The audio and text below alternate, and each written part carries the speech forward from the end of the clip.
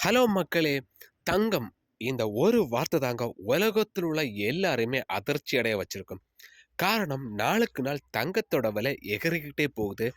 தங்கத்த பத்திய பேச்சு மக்களிடையே நாளுக்கு நாள் பிரபலம் அடைஞ்சுக்கிட்டே வருது. இந்த வருஷத்தோட தொடக்கத்துல வெறும் ரூ. 65,000 இருந்த தங்கம், இப்போ ஒரு சவரன் ரூ. 94,000 போயிடுச்சு. இந்த வருஷம் முடியறதுக்குள்ளால ரூ. 1,00,000 தாண்டும்னு சொல்றாங்க. ஷேர் மார்க்கெட்ல இன்வெஸ்ட் பண்ற ஒரு சில பேர் என்ன சொல்றாங்கன்னா, இப்ப யாருமே தங்கத்துல முதலீடு பண்ணாதுங்க.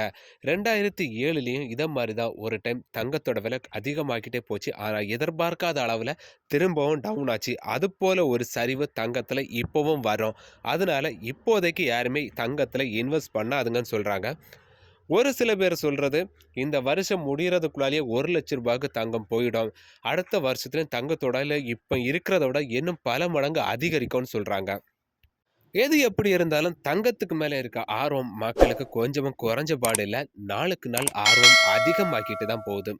தங்கத்த வாங்குறவங்க வாங்கிக்கிட்டே தான் இருக்காங்க.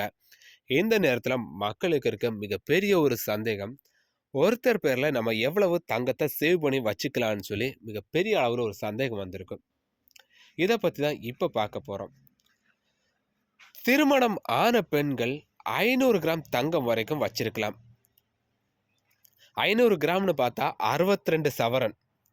அப்ப திருமணம் ஆகாத பெண்கள் எவ்வளவு வச்சுக்கலாம்னா 250 கிராம். 250 கிராம்னா 31 சவரன் தங்கம்.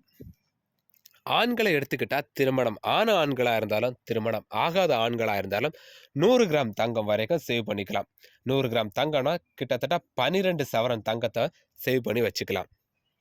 ஐயய்யோ! நீங்க சொன்ன அளவ விட என்கிட்ட தங்கம் அதிகமா இருக்குன்னு சொல்லி பயப்படாதீங்க.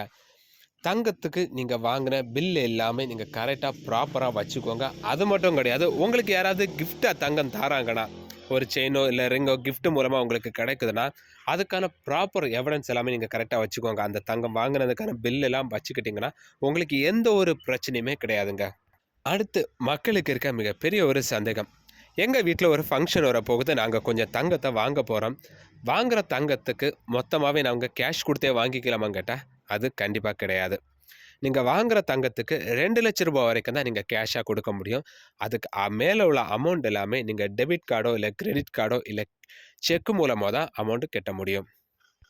2,00,000க்கு மேல நீங்க தங்கம் வாங்கும்போது உங்ககிட்ட இருந்து பான் கார்ட் டீட்டெயில்ஸ் எல்லாமே கடைகள்ல வாங்கிப்பாங்க. அந்த டீட்டெயில்ஸ் எல்லாமே அந்த கடைகள் மூலமா இன்கம் டாக்ஸ் டிபார்ட்மெண்ட்டுக்கு குடுத்துருவாங்க. ஐயய்யோ! இன்கம் டாக்ஸ் டிபார்ட்மெண்ட்டுக்கு எல்லா டீட்டெயில்ஸ் போயிடுச்சுன்னா, நம்ம வீட்டுக்கு ரைடு வந்துருவாங்களே அப்படின்னு சொல்லி பயப்படாதீங்க. அப்படியெல்லாம் ரைடு வரமாட்டாங்க. நீங்க இவ்வளவு தங்கம் வாங்கியிருக்கீங்கன்னு சொல்லி உங்க டீட்டெயில்ஸ் எல்லாமே இன்கம் டாக்ஸ் டிபார்ட்மெண்ட்ல ஒரு ஃபைல்ல சேவ் பண்ணி வச்சிருப்பாங்க. தங்கம் வாங்கும்போது ரொம்பவும் கவனமா இருந்துக்கோங்க. நீங்க கொஞ்சம் தங்கம் வாங்குனாலும் சரி, அதிகமா தங்கம் வாங்குனாலும், அதுக்கான ப்ராப்பரான ஒரு பில்ல கரெக்ட்டா கடைகள்ல கேட்டு வாங்கிக்கோங்க. உங்க பேர்ல அந்த பில்ல வாங்கி நீங்க வச்சுக்கோங்க. அப்பதான் உங்களுக்கு ஃபியூச்சர்ல எந்த ஒரு பிரச்சனையும் வராது. இந்த தகவல் உங்களுக்கு பிடிச்சிருக்கும்னு நினைக்கிறேன். வீடியோ பிடிச்சிருந்தா லைக் பண்ணுங்க. உங்களுக்கு என்ன தோணுதோ அத மறக்காம கமெண்ட் பாக்ஸ்ல கமெண்ட் பண்ணுங்க. நம்ம சேனல இதுவரை சப்ஸ்கிரைப் பண்ணாதவங்க சப்ஸ்கிரைப் பண்ணி, பக்கத்துல இருக்க பெல் பட்டனையும் கிளிக் பண்ணி ஆல் கொடுத்துக்கோங்க. மீண்டும் அடுத்த வீடியோல உங்கள சந்திக்கிறேன். நன்றி.